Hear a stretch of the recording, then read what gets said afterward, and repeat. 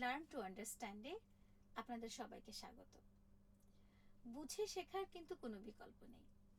আপনার বাসার ছোট্ট শিশুটি লিখতে চায় না, একদমই লিখবে না, সে কোনোভাবেই লিখতে বসবে না, এরকম ঘটনা কিন্তু রোজ প্রায় প্রতি শিশুদের ঘরেই দেখা যায়।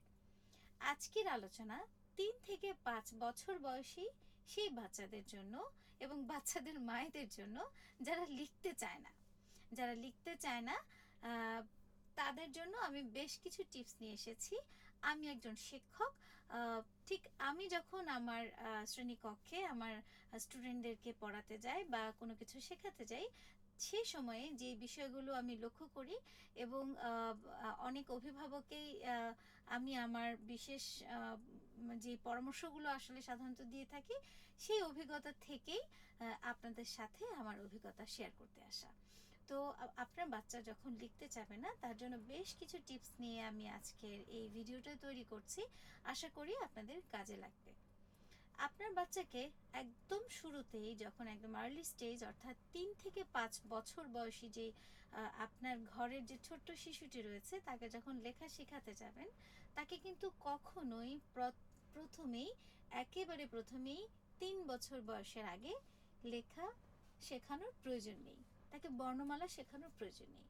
তাকে কিছু রং, কালার, পেন্সিল, ওয়াটার কালার, মোম রং, এগুলো প্যাস্টেল কালার, এগুলো দিয়ে বসিয়ে দেন।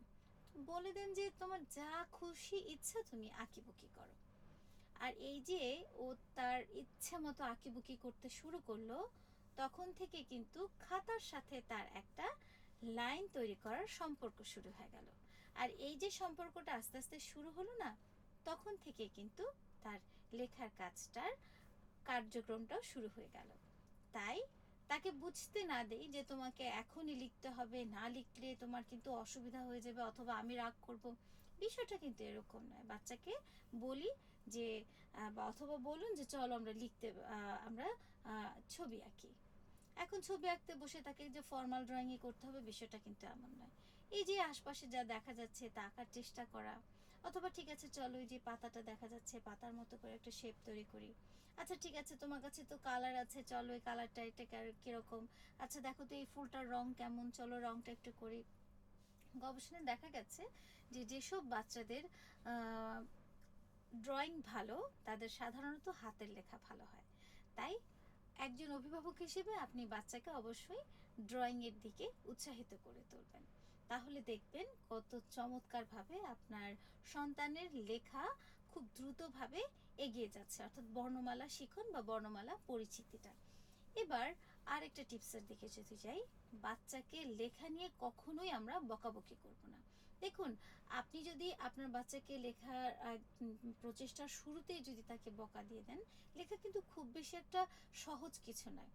এই যে কথার কথা, আমরা যদি বাংলা বর্ণমালার প্রথম যে বর্ণ স্বরবর্ণের স্বরেও লিখতে যাই, তখন দেখা যাবে যে তাকে একটা স্লিপিং লাইন টানতে হচ্ছে, একটা ছোট সার্কেল, তারপরে একটা হাফ সার্কেলের চেয়ে একটা বড়, তারপরে হচ্ছে একটা স্ল্যান্টিং লাইন, স্ট্যান্ডিং লাইন উপরের দিকে, তারপরে এরকম করে তাকে দেখুন 1 2 3 4 প্রায় 4 5টা লাইন তাকে টানতে হচ্ছে শুধু একটা স্বরেও লিখতে গিয়ে।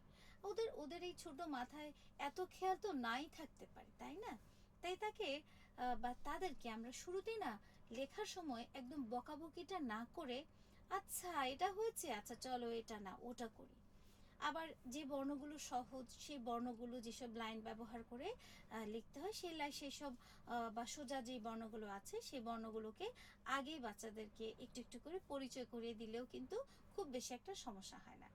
এবার আসুন, বাচ্চাদেরকে আপনারা অবশ্যই অবশ্যই যখন লেখা শেখাবেন, তার আগে লাইন শিখিয়ে নেবেন। লাইনটা কীরকম? যেমন ধরুন, বেশ কিছু লাইন আছে যে লাইনগুলো চর্চার মাধ্যমে আপনার সন্তানদের লেখা শেখার যে প্রাথমিক যে ধারণা বা যে লাইনগুলো ব্যবহার করে লিখতে হয়, সেগুলো যদি আপনি একটু বুঝিয়ে দেন, দেখবেন চমৎকারভাবে সে লিখতে শিখছে। যেমন ধরেন স্লিপিং লাইনটা কেমন? এরকম একটা দাগ, তাই না? যেমন আমরা মাত্রা দিই এমন। তারপর যেমন ধরেন স্ট্যান্ডিং লাইন, যেমন আকার দিই, অথবা আমরা টি লিখছি, টি এর নিচের অংশটুকু, তাই না? তারপরে হচ্ছে স্ল্যান্টিং লাইন, অর্থাৎ একবার এভাবে দাগ, একবার এভাবে দাগ। এই যে এভাবে দাগ দিচ্ছে, অর্থাৎ দুইটা স্ল্যান্ডিং লাইন যখন জোড়া লাগিয়ে দিচ্ছে তখন কিন্তু এর মাথাটা তৈরি হয়ে যাচ্ছে। তারপরে মাঝে একটু এরকম করে দিলেই হয়ে যাচ্ছে। তারপর দুইটা স্ট্যান্ডিং লাইন আমরা পাশাপাশি যখন লিখবো, লেখার পর মাঝে একটা দাগ দিয়ে দিব, হয়ে গেল এইচ। এই যে চমৎকার করে লাইনগুলো বর্ণমালায় চলে আসলো, এই যে ট্রান্সফরমেশনটা, এটা কিন্তু বাচ্চাদের খুব ভালো লাগবে। আর তখন দেখবেন যে আপনি আপনার ভাবনার গতির চাইতেও খুব তাড়াতাড়ি তারা লেখা শিখে ফেলছে এবং লেখাটাকে মজা হিসেবে নিচ্ছে। যখন সে চাপ অনুভব করবে তখন তার নানান বাহানা শুরু হবে। আমরা তো চাইছি যে আমাদের সন্তানটা লিখুক, তাই না? তাই তার বাহানা যেন জয়ী হয়ে না যায়, সেই দিকটায় আমরা লক্ষ্য রাখবো। এবার আমরা যেটা করব যে সন্তান যখন লিখতে চাইবে না, তাকে জোর না করে তাকে নানান রকম অপশন দিয়ে দিতে পারি। লাইক যেমন হচ্ছে আচ্ছা তোমার এখন লিখতে ভালো লাগছে না, ওকে ঠিক আছে, তুমি খেলতে চাইছো তো, কিন্তু খেলার আগে তুমি যদি 5টা মিনিট আমাকে একটু এটা দেখিয়ে দিতে, তারপর তোমাকে আমি 30 মিনিট লিখতে দিব। অথবা তুমি যদি আমাকে 10 মিনিট এই কাজটা করে দাও, তারপর তোমাকে এবেলা আর লিখতেই বলবো না। যখন আপনি এভাবে তাকে বুঝিয়ে দিচ্ছেন এবং প্রতিবার আপনি যখন আপনি যে কথাটা তাকে দিচ্ছেন কথাটা রাখছেন, ও দেখবেন আপনার প্রতি আস্থা অনুভব করবে এবং সে কিন্তু আস্তে আস্তে করে আপনার শর্তগুলো যেমন মানতে শুরু করবে, আর লেখার সাথে তার ঘনিষ্ঠ যে সম্পর্কটা, সেটা কিন্তু খুব সুন্দরভাবে তৈরি হয়ে যাবে। অর্থাৎ আপনি যখন তাকে লেখা শেখাবেন, তাকে জোর না করে তাকে তার মতো থেকেই আপনি ছোট ছোট কিছু শর্ত জুড়ে দেন। দেখবেন যে ঠিক আছে, তোমাকে আমি নিচে নিয়ে যাব, আই মিন আমরা তো শহরে সাধারণত বিল্ডিংয়ে থাকি, দেখা যায় যে বাচ্চারা খেলতে বাইরে যেতে চায়, তোমাকে আমি বাইরে নিয়ে যাব, আচ্ছা ঠিক আছে তুমি পুডিং খেতে ভালোবাসো, মা তোমাকে পুডিং বানিয়ে দিব। এই ধরনের বেশ কিছু শর্ত যদি জুড়ে দেন, তখন দেখা যাবে যে খুব চমৎকারভাবে সে কিন্তু আপনার শর্ত অনুযায়ী কাজটা জমা দিয়ে সে তারপর তার খেলার জগতে ঢুকে যাবে। তো এই যে এই পদ্ধতিগুলো অবলম্বন করলে না, দেখবেন যে বাচ্চাটা কখনোই লিখতে চায় না, সেও কিন্তু লিখতে খুব আগ্রহ অনুভব করবে। তারপর যেমন হচ্ছে যে বাচ্চা যখন লিখতে শুরু করবে একটু একটু করে, ঘরের ভিতর একটা জায়গায় একটা হোয়াইট বোর্ড রেখে দেন। হোয়াইট বোর্ড কিন্তু লেখা শেখার ক্ষেত্রে খুবই কার্যকর ভূমিকা রাখে।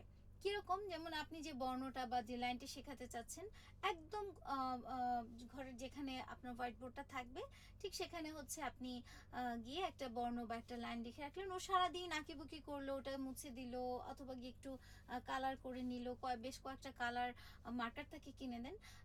দেখা যাবে কি এভাবে করেও না ওর ভেতরে লেখাটাকে একটা খেলা মনে হবে।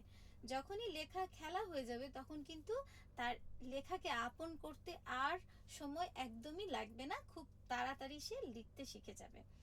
এরপর হচ্ছে আপনি যখন বাসায় বাচ্চাকে পড়াবেন, বা আপনি যখন মনে করছেন যে তাকে এখন থেকে লেখা শেখানো শুরু করবেন, এত কিছুর মাঝে, আপনার শত ব্যস্ততার মাঝে এবং আপনার সন্তানের লিখতে না চাওয়ার এই যে নানান বাহানা, এর মাঝেও আপনি কিছু ওয়ার্কশিট তৈরি করুন। এই যেমন ঠিক আছে, ও দুটো বর্ণ লিখতে শিখেছে, স্বরেও স্বরেয়া, অথবা এ বি, অথবা দেখা গেল 1 থেকে 5 লিখতে শিখেছে। আপনি তাকে যেটা করবেন যে প্রতিদিন একই ফরম্যাটে না লিখিয়ে যে এ আর বি লিখতে শিখেছে, ঠিক আছে আমি তোমাকে এ লিখে দিচ্ছি, তারপর তুমি বি লিখে দেখাবে, এরকম করে শূন্যস্থানের মতো করে দেন। অথবা ঠিক আছে তুমি তো রস্বই লিখতে শিখেছো, অনেকগুলো বর্ণ লিখে দেন, রস্বইতে একটা করে সার্কেল দিয়ে দাও। তখন হবে কি, বর্ণটার সাথে তার একটা পরিচিতি হবে, এবং প্রত্যেক রস্বইতে গিয়ে তুমি ওখানে কালো কালি দিয়ে লেখা আছে, তুমি হচ্ছে সবুজ কালি দিয়ে রস্বইটা তার উপর ডাবল রাইট করে দাও। এরকম নানান কৌশল বাহানা, ও যত বাহানা করবে আপনিও বাহানা করে করে ওয়ার্কশিটগুলো তৈরি করে ফেলুন। দেখবেন ও লেখাকে খেলা মনে করবে, খুব তাড়াতাড়ি লিখতে লিখতে লেখা যেন তার একটা খেলার উপাদানে পরিণত হবে। এরপরে হচ্ছে আপনি বাচ্চাকে প্রতিদিন যখন লেখাবেন না, তার একটা নির্দিষ্ট সময় করে নেবেন। সারা দিন ধরে লেখ লেখ লেখ লেখ বলতে থাকলে ও কিন্তু লিখতেই চাবে না। ও মনে করবে মা মানে বোরিং, মা মানে শুধু লিখতে বলছে, আমার তো লিখতে ভালো লাগে না, আমি লিখতে গেলে আমার হাতে ব্যথা করছে। এভাবে না করে আপনার সন্তানকে আপনি সারা দিনের ভেতর 2বার বা 3বার একটু তাকে লেখার সুযোগ লিখতে দেন। তখন দেখা যাবে কি যে ওর হয়তো মনে হবে যে সারাদিন লেখার চেয়ে আচ্ছা ঠিক আছে আমি এখন একটু লিখে ফেলি। যেমন আপনি এক্ষেত্রেও কিন্তু কিছু শর্ত জুড়ে দিতে পারেন। যেমন প্রতিদিন ঘুম থেকে উঠে তুমি যদি 10 মিনিট আমাকে লিখে দাও বা 15 মিনিট এই বর্ণগুলো আমাকে লিখে দাও, তাহলে কিন্তু তোমাকে আমি খেলতে দিব, অথবা ওই বিষয়টা তোমাকে দিব, বা ওইটা তুমি জানতে চেয়েছো ওটা তোমাকে দেখাবো, বা ওখানে তোমাকে বেড়াতে নিয়ে যাব। এই ধরনের বিষয়গুলো করে না বাচ্চাকে যেটা করতে হবে, লেখার প্রতি আপনার অভিভাবক হিসেবে আগ্রহটা তৈরি করাতে হবে। বিশেষ করে আমাদের যারা ছোট সন্তান বা ছোট শিক্ষার্থী রয়েছে তাদেরকেও কিন্তু পড়ার জন্য যে একটা নির্দিষ্ট সময় রয়েছে সেটা কিন্তু ছোটবেলা থেকেই যখন আমরা বুঝিয়ে দিতে পারবো, তখনই দেখা যাবে তার লেখাপড়া দুটোর ক্ষেত্রেই খুব চমৎকার একটা টাইম সেন্স তার ভিতর গ্রো করবে, এবং সে ওই টাইম হলেই সে পড়তে চলে যাবে।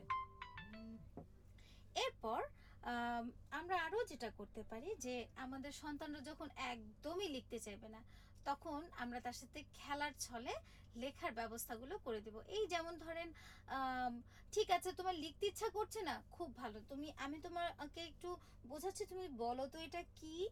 এই যেমন ধরেন আপনি ওকে একটা এ লিখে দিলেন, বাংলা একটা বর্ণমালা লিখে দিলেন, যে রস্বই তার স্কিনে লিখলেন, অথবা দেখা গেল যে তাকে বললেন চলো আমরা একটু বাতাসে লিখে ফেলি, তো চলো বাতাসে লিখলাম, এভাবে করে এইভাবে, এটা কি বলো তো তুমি আমাকে বলো, আচ্ছা এটা রস্বই তুমি বুঝতে পেরেছো তাই না, চলো তো এবার তুমিও একটু বাতাসে লিখে দেখাও।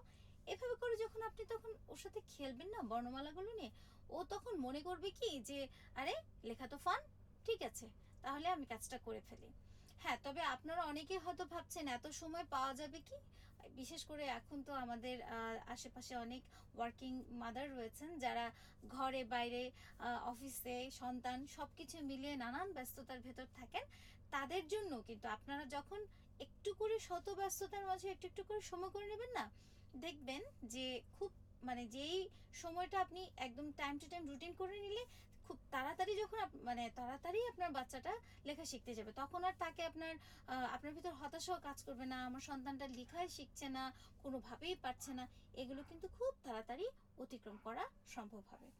এরপর আপনি যখন আপনার বাচ্চাকে লেখা শেখাতে যাবেন, তখন আপনি আপনার সন্তানের জন্য যে লেখার উপকরণগুলোর আয়োজন করেছেন, এই যেমন একটু পেন্সিল, রাবার, স্কেল, এটা শার্পনার, এটা কালার পেন্সিল, আচ্ছা এটা দিয়ে 3 রঙের রং বের হয়, একসাথে লিখলে এমন দেখায়, এই প্রত্যেকটা লেখার উপকরণের সাথে তার একটু পরিচয় করিয়ে দিন। এটা খাতা, এটা মার্জিন, এটা দিয়ে মার্জিন টানে, এটা দিয়ে এরকম দাগ দেওয়া যায়, এরকম করে যখন তাকে পরিচয় করিয়ে দেবেন, তখন দেখবেন তার ওই বিষয়গুলোর প্রতি একটা আকর্ষণ তৈরি হচ্ছে। শার্পনার দিয়ে ইচ্ছা মতো পেন্সিল শার্প করছে, শার্প পেন্সিলটা দিয়ে দাগ দিলে কেমন দেখায়, আচ্ছা পেন্সিলটা একটু মানে ভারী হয়ে গেছে বা ভোঁতা হয়ে গেছে, এটা দিয়ে চলো তো একটু দাগ দিয়ে দেখো।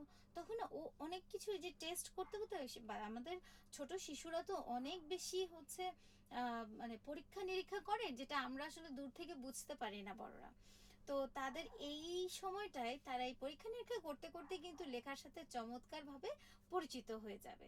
আর তখনই আমাদের যে মূল লক্ষ্য, যে আপনাদের সন্তানদের বা আমাদের শিক্ষার্থীদের বা আমাদের সব সন্তানদের এই 3 থেকে 5 বছর বয়সী শিশুদের লেখার যে আগ্রহটা সেটা তৈরি হয়ে যাবে। তো আজ এ পর্যন্তই। যদি আপনাদের আমার এই পরামর্শগুলো ভালো লেগে থাকে, অবশ্যই আমাকে লিখে জানাবেন।